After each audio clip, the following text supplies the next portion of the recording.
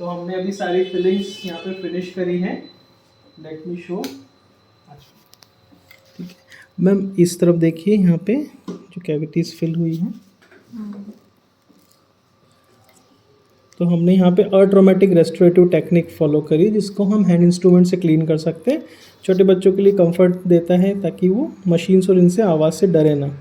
ऊपर भी हमने फिनिश किया है, यहाँ पे भी फिनिश पॉलिश किया है। स्पेशली गम्स के पास में तो हाइजीन अच्छे से रखना है, पॉलिशिंग बहुत ज़रूरी है। ठीक है, यहाँ का भी फिनिश हो गया है। और जो मेन एक चीज़ और मैं दिखाना चाहूँगा सभी को कि कैविटी शुरू कैसे होती है और कैसे उसको समझें, है ना। तो जब हम टिश्यू पेपर या किसी भी ड्राई नैपकिन से अगर दांत को इस तरीके से क्लीन या ड्राई करेंगे तो हमें इस तरह के वाइट पैचेस दिखेंगे। ठीक है, तो ये वाइट पैचेस इसलिए दिख रहे हैं क्योंकि यहाँ पे जो क्रिस्टल का अरेंजमेंट है, क्योंकि दांत हमारा एक क्रिस्टलाइन स्ट्रक्चर है। अगर ये क्रिस्टल्स हमारे डी-अरेंज है due to the acid attack, तो ये हमारे जो लाइट है अंदर ही अंदर स्कैटर्ड होगी तो ये ब्राइट वाइट दिखेगी हमें। तो ट्रांसलूसेंसी खत्म होके हमें स्कैटरिंग दिखेगी दांत में। और अभी इस स्टेज पे कोई कैविटी फॉर्म नहीं हुई है, मतलब कि गड्ढा नहीं बना है। तो हम इस स्टेज को अगर रीमिनरलाइज करके इसको वापस रीस्ट्रेंथन करें तो ये यहीं पे रुक जाएगी।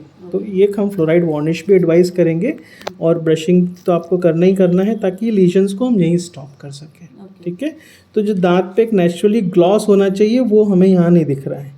तो कभी भी देखना हो तो ये ग्लॉस अगर लॉस हो रहा है, मतलब कैल्शियम के स्ट्रक्चर जो क्रिस्टल्स है, जिसको हाइड्रोक्सीप्टाइड क्रिस्टल बोलते हैं हम लोग, वो हमारे टूट रहे हैं due to the cavity causing bacteria, that is a streptococcus mutant, जो कि खाना फंसा रहता है, उसको एसिड बना के उस जगह को वो एक तरीके से डीमिनरलाइज कर देता है। ठीक, तो ये सी चीज़ हमें देखने वाली है। ठीक है, ब्रशिंग पॉज कर दो, करना है मैडम, है ना। इस तरीके से आप एक फिंगर यूज़ करेंगे, फिंगर को एक पीछे, ये 11 o'clock पोजीशन है, जिस पोजीशन पे मैं खड़ा हूँ, बैठा हूँ, तो ऐसे ही बच्चे को लेटाएं आप, ब्रश को ऐसे होल्ड करें, बहुत थोड़ा सा टूथपेस्ट, मतलब एक चावल के दाने के बराबर, अगर बच्चा 3 साल के आसपास है और बड़ा है तो थोड़ा सा और डबल कर दें उसको।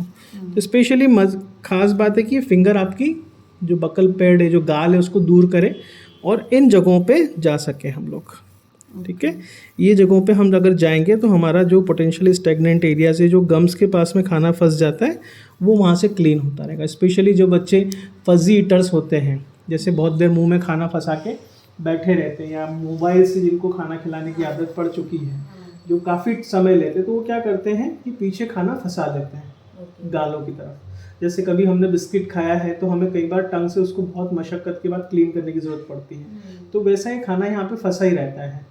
और चूंकि बच्चों के लिए हम थोड़ा सा पॉजिटिव होते हैं तो हर्ट ना हो, इसलिए ब्रश पीछे तक नहीं ले जाते, तो ये गलती हमेशा होती है। तो इस तरीके से अगर फिंगर यूज़ करके चीक ऐसे करेंगे तो इनको चोट भी नहीं लगेगी और ब्रशिंग भी अच्छी होगी। कोशिश करें लेटा लें इनको बिस्तर पे, टेबल पे, डाइनिंग टेबल, सोफ़ा, कहीं पे भी ऐसी पोजीशन बना लें, क्योंकि खड़े खड़े करेंगे तो बच्चे इधर उधर हिल जाते हैं, फिर चोट लगने का डर रहता है। तो इस तरीके से इस चीज़ को करें। इसके ऊपर और भी पहले वीडियोज़ है, पर मैं आपको और यहाँ सिखा दूँ। हाँ, अच्छा, जो ब्लीडिंग होती है वो इसलिए होती है क्योंकि अभी तक यहाँ पे क्लीनिंग नहीं हुई है। चूँकि जो गम से ये इन्फेक्शन के बहुत पास में था तो यहाँ पे इन्फ्लेमेशन है। इस वजह से जो अगर हम ब्रशिंग जब शुरू करेंगे, कई बार पेरेंट्स इसीलिए ब्रश नहीं करते क्योंकि ब्लीडिंग दिखती है उनको, जैसे ही हम एडवाइस करते हैं और ब्रश करते हैं फिर वो उसको ड्रॉप कर देते हैं। बट जैसे 3-4 दिन की ब्रशिंग वहाँ पे होगी, क्लीननेस मेंटेन करने के बाद जो हीलिंग फेज आएगी मसूड़ों में, उस वजह से ब्लीडिंग अपने आप रुक जाएगी। ब्लीडिंग ऑन प्रोबिंग हमें सिखाया जाता था कि जहाँ पे ब्लीड हो रही है प्रोब करने पे, ब्रश करने पे, मतलब वो जगह इन्फेक्शन है, इन्फ्लेमेशन है। तो this is an alarming sign, वो हमारे लिए एक अलार्मिंग साइन है। उसको हम ये ना समझें कि ये ऐसे करने से हो गया, क्योंकि अगर आप 2-4 दिन करोगे तो ब्लीडिंग भी वहाँ से ख़त्म हो जाएगी। और गम मसाज हम करना भूल गए हैं, पहले दादा नाना हमारे देखते थे तो गम मसाज भी अच्छे से करते थे, सो दैट कि वहाँ का सर्कुलेशन भी अच्छा हो। तो गम मसाज भी आप इंट्रोड्यूस करिए, हर खाना खाने के बाद कुल्ला कराने की आदत डालिए, भले कहीं पे भी हो। तो उस तरीके से हम इन चीज़ों को मेंटेन कर सकते हैं।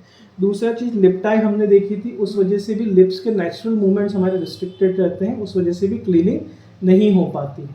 दूसरा, moderate type of tongue tie है इनको, है ना। ऑल्दो ब्रशिंग, फीडिंग वगैरह स्पीच में कोई दिक्कत नहीं है, लेकिन क्लींजिंग या टंग रेंज ऑफ मोशंस थोड़े से लिमिटेड है। स्पेशली पीछे की तरफ सेल्फ क्लींजिंग के लिए हम जैसे ज़ुबान ले जाके क्लीन कर सकते हैं, वैसा यहाँ बच्चा नहीं कर पाता, इसलिए भी ये हमें पीछे की तरफ दिखता है। तो एक क्लासिकल केस है जिसमें कि ना तो ऊपर खाने वाले सरफेस पे कोई कैविटी है, ना ही दो दांतों के बीच में जो कैविटी जिसको हम प्रॉक्सिमल कैविटीज है वो है। टिपिकली सभी मोलर्स में जिंजाइवल कैविटीज है जिसको हम टाइप 5 कैविटीज बोलते हैं, जो कि मसूड़े दांत और रूट के आसपास वाले एरिया में बनती हैं, और दैट इज बिकॉज कि हम उस तरीके से ब्रश नहीं करते। ठीक है, तो ये एक लर्निंग है, इसको आप देखिए, वीडियो आपके लिए अपलोडेड रहेगा, बार बार देखिए इसको, इस तरीके से ब्रशिंग करिए। ठीक है, thank you for your patience.